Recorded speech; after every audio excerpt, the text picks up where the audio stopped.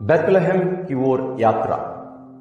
इस आगमन काल में हम बेथलेहम की ओर यात्रा कर रहे हैं 25 तारीख प्रभु यीशु का जन्मोत्सव मनाने के लिए, और हम यात्रा कर रहे हैं उस बेथलेहम की ओर। तो आज के पहले जो दिन हो गए हैं, मुझे विश्वास है कि आप हर दिन जो व्यक्ति हमारे साथ इस यात्रा में शामिल हुए हैं, आप उनका साथ पूर्ण रूप से निभाए हैं और लाभ उठाए हैं। हम बहुत नजदीक पहुंच गए हैं प्रभु यीशु के जन्मोत्सव मनाने का। मुझे विश्वास है कि आपके हृदय में आनंद और खुशी उमड़ पड़ रहा है, क्योंकि जिन महान व्यक्तियों के साथ हम यात्रा करते हुए यात्रा हम पूरी कर लिए हैं, जरूर उनका आनंद आपके मन में जरूर आप अनुभव करते होंगे। और आज हमारे साथ में हमारी इस यात्रा में हमारी मदद करने के लिए हमसे जुड़ रहे हैं महान पुरुष। इनसे बड़े कोई स्त्री से उत्पन्न नहीं हुआ है, और ये ऐसे एक व्यक्ति हैं प्रभु यीशु के बाद जिनका जन्म कलीसिया में मनाया जाता है, और इनके जन्म के बारे में हम वचन में बाइबल में नए विधान में पढ़ते हैं, और वो है संत योहन बपतिस्ता। संत योहन बपतिस्ता नए और पुराने विधान दोनों को जोड़ने वाला है। पुराने विधान में इनके पहले जितने भी नबी आए थे, उनमें से सबसे महान नबी कहलाते हैं, ये स्वयं यीशु का कथन है। साथ ही अंतिम में इनके पहले 400 साल पहले ही आखिरी नबी उत्पन्न हुए। तो 400 साल के उस मौन के बाद एक आवाज सुनाई देती है, जैसे संत योहन स्वयं अपने बारे में बताते हैं, मैं वो आवाज हूं, निर्जन प्रदेश में सुनाई देने वाली वो आवाज। यह है योहन बपतिस्ता। इनके बारे में हम जरूर जानते हैं। हम इनके माता पिता के साथ पिछले 2 दिन यात्रा कर चुके हैं।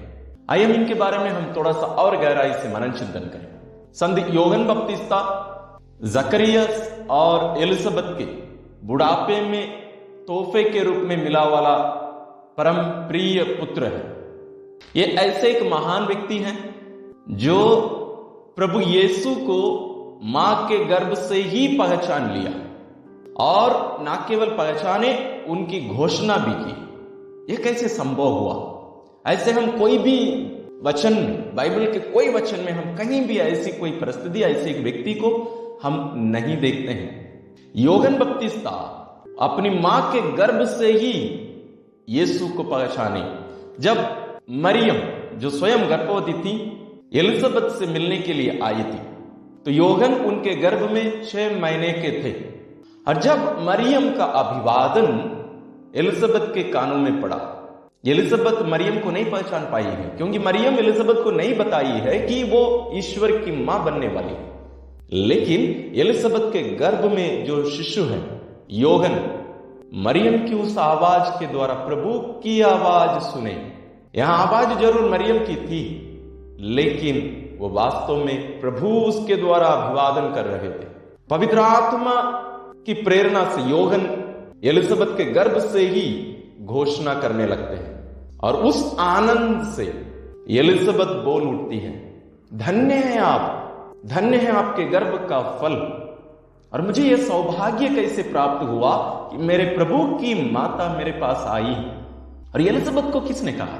उनके गर्भ में रहने वाला योहन, जो पवित्र आत्मा से परिपूर्ण हो गए थे, उसका फल अब एलिजबेथ भी पवित्र आत्मा से परिपूर्ण हो गई, और पवित्र आत्मा की प्रेरणा से योहन बोलते हैं और एलिजबेथ की आवाज सुनाई देती है।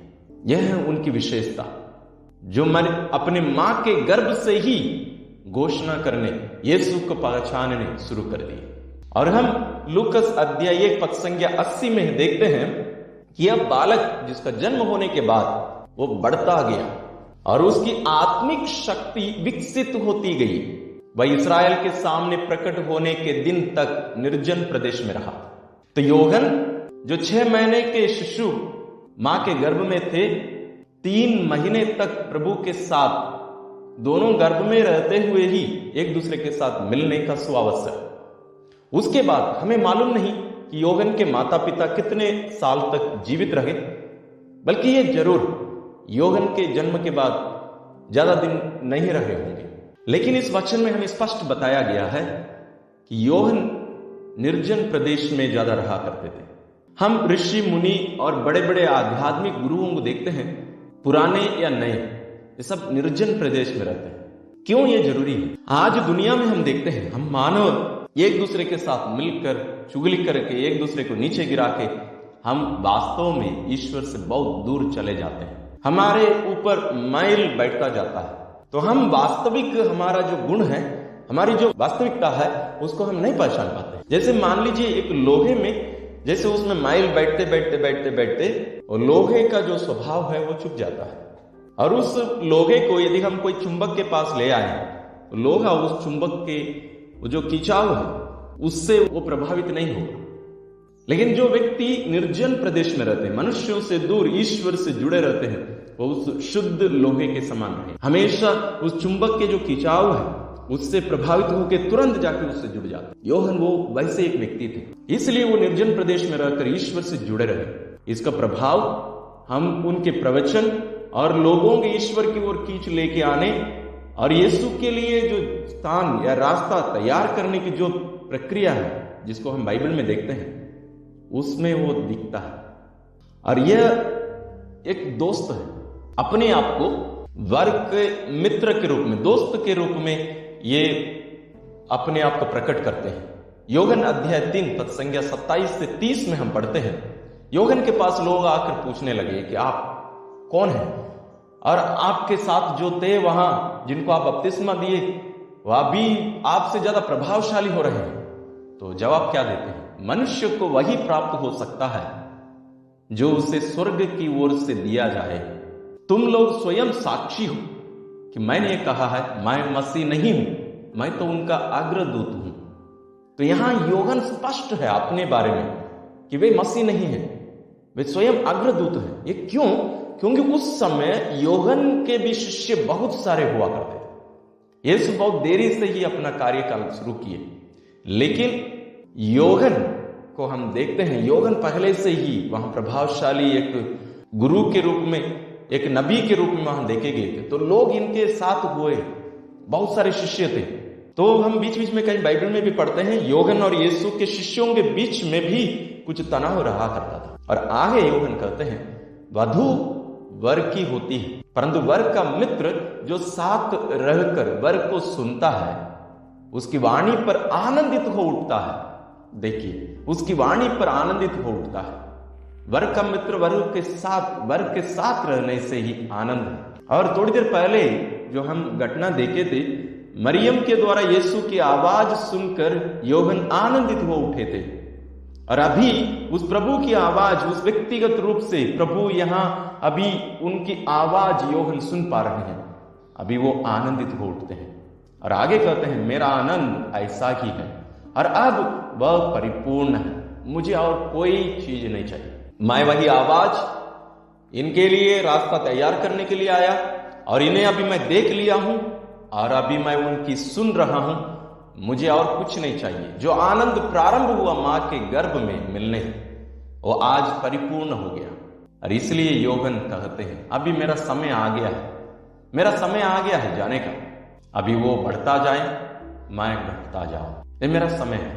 क्रिस्तीय जीवन यही है, बपतिस्मा संस्कार यही है, जहां हम प्रभु के साथ मरकर उनके साथ दफनाए जाकर हम पुनर्जीवित हो उठते हैं एक नई प्राणी के रूप में, यीशु को धारण करके। तो हमें भी संत पौलुस के समान हमें बोलना चाहिए कि अब मैं नहीं, प्रभु मुझ में जीवित है। प्रभु बढ़ते जाए और मैं घटता जाऊं। बेथलेहम की ओर हमारी जो यात्रा है, यह भी यही है, हम घटते जा रहे हैं। ये यात्रा हम पूरा कर चुकने के बाद यदि हम घटते नहीं गए हैं और प्रभु हमें बढ़ते नहीं गए हैं, तो शायद हमारी यह यात्रा सफल नहीं रही है। और आगे योहन कहते हैं, एक नम्र व्यक्ति के रूप में, वो एक बहुत नम्र व्यक्ति है। ये नम्र होने का मतलब यह नहीं है कि अपने आप को बहुत छोटा मानना, महसूस करना, बल्कि यह है कि अपने आप को ईश्वर के साथ संबंध में देखना। ईश्वर सर्वशक्तिमान मुझे बनाए हैं, जरूर मैं महान हूं, लेकिन मुझसे वो महान है। मैं उनकी दृष्टि से अपने आप को देखता, वो है वो नम्रता का कारण।